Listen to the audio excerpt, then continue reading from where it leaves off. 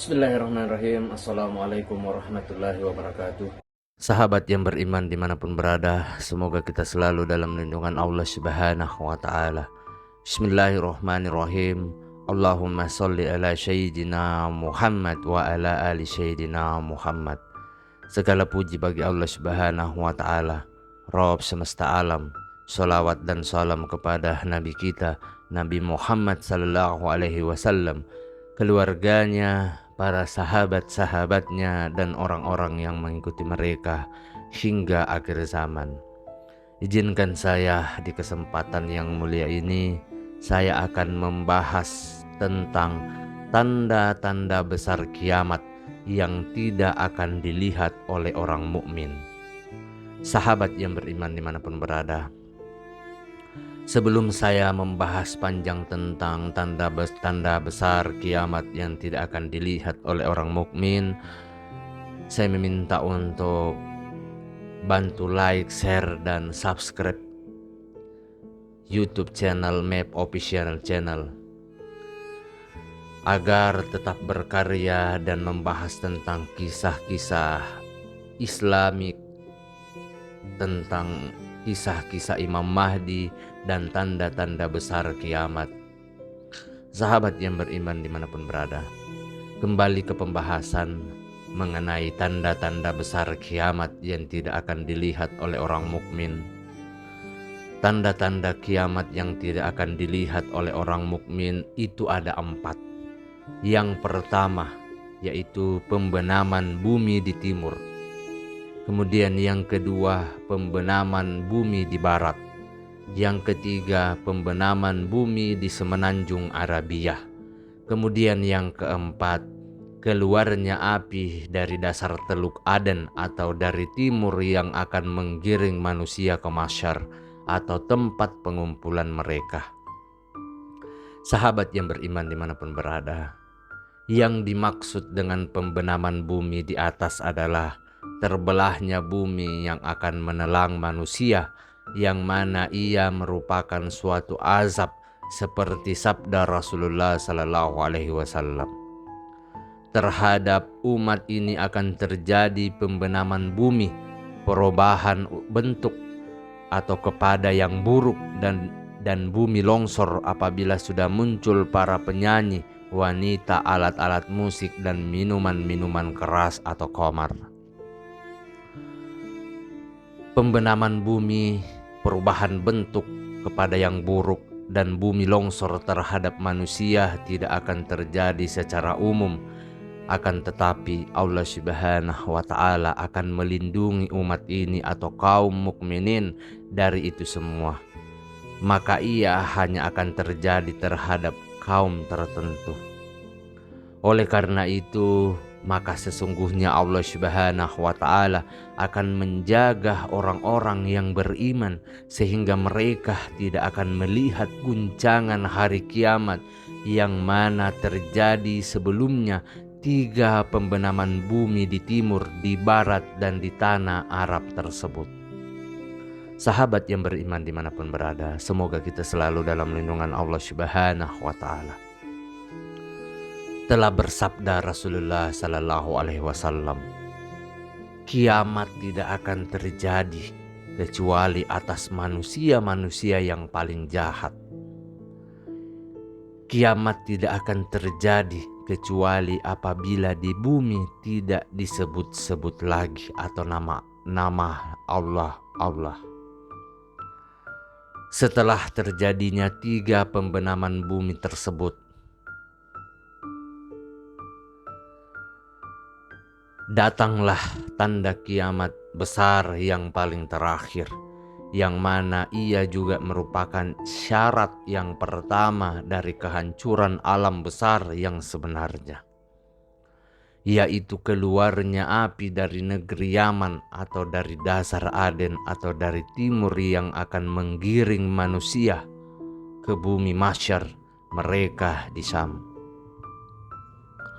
Telah bersabda Rasulullah sallallahu alaihi wasallam, adapun syarat kiamat yang pertama adalah api yang keluar dari timur, maka ia akan mengumpulkan manusia ke barat.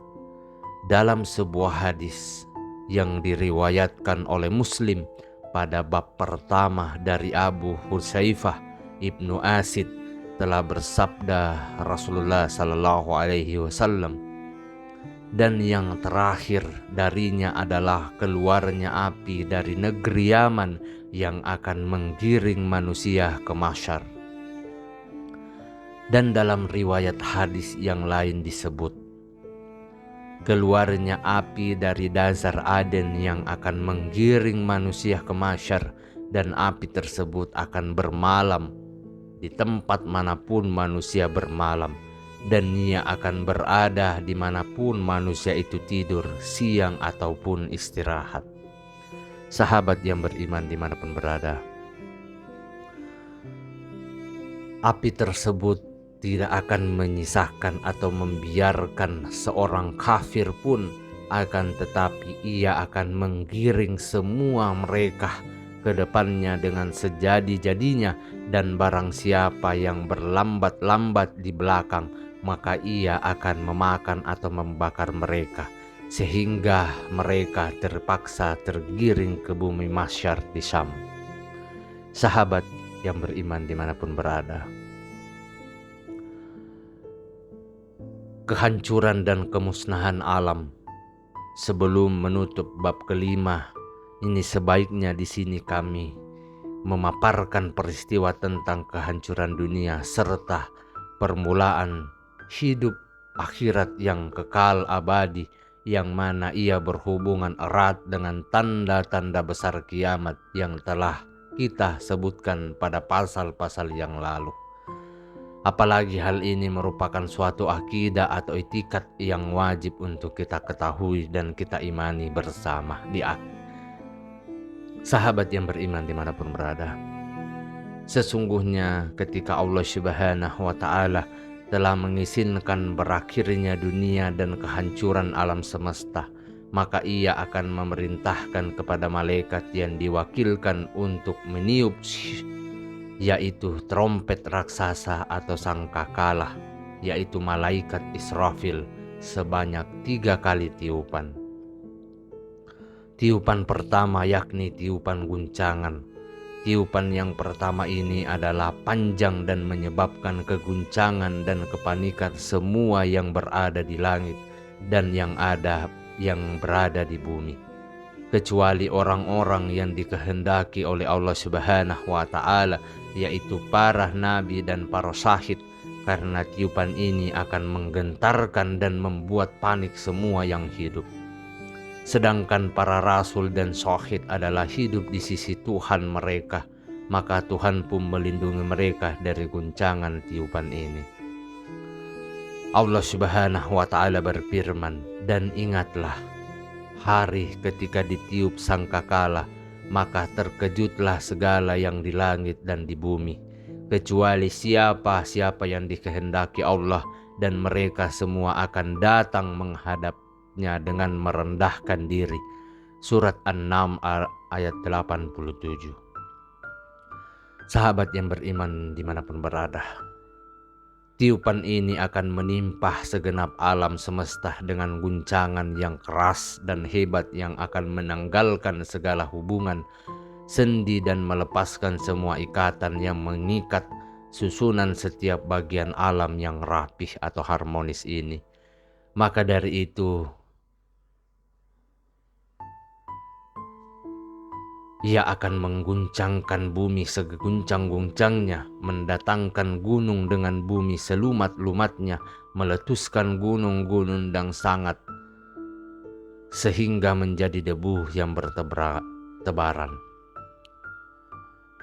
Langit akan menjadi pecah secara luar biasa dan hilanglah kukuman gravitasi yang biasa kita kenal, maka planet pun saling berantukan, bintang-bintang berjatuhan, bersatulah matahari dengan bulan, dan hilanglah cahaya semua benda-benda tersebut, dan binasalah. Setelah itu keadaan alam semesta kembali seperti sebelum Allah Subhanahu wa Ta'ala menciptakan, yaitu hanya berupa kabut dan gas atau asap. Sahabat yang beriman, dimanapun berada. Kemudian tiupan yang kedua, yakni tiupan kejutan atau pingsan dan kematian, memerintahkan malaikat Israfil untuk meniup sur, trompet sangkakala pada kali yang kedua.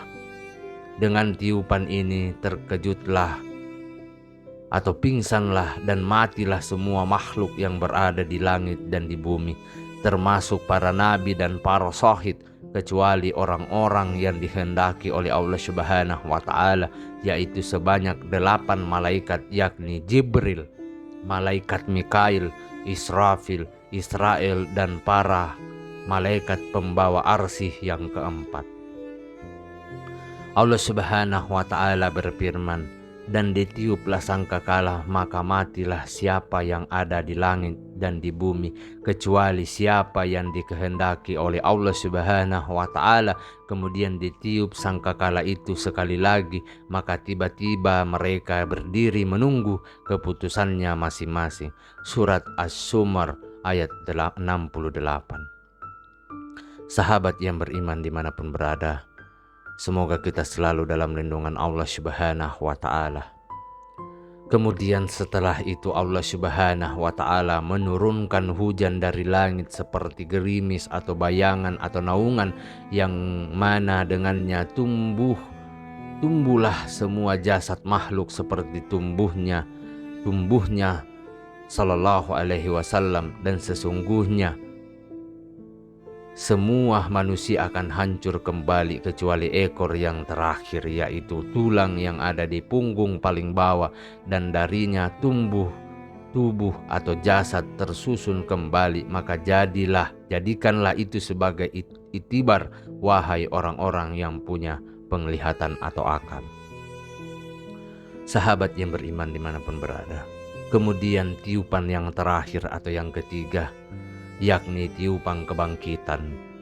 Pada sur atau trompet sangkakala itu terdapat lubang-lubang yang banyak sesuai dengan jumlah roh atau nyawa semua makhluk. Maka Israfil pun meniupnya dan terbanglah semua roh ke jasadnya masing-masing. Sahabat yang beriman dimanapun berada, arwah kaum mukminin akan terbang dengan memancarkan nur atau cahaya, sedangkan arwah kaum kafir akan menimbulkan kegelapan. Kemudian Allah Subhanahu wa Ta'ala berkata, demi kebesaran dan keperkasaanku, semua roh harus benar-benar kembali kepada jasadnya yang dulunya ia huni di dunia. Maka dengan demikian bersemayamlah setiap roh di jasadnya, dan setiap akan bangun dari kuburnya masing-masing, sedangkan kepalanya masing bergeliman tanah. Dan berkatalah orang-orang kafir, inilah adalah hari yang sulit. Ini adalah hari yang sulit.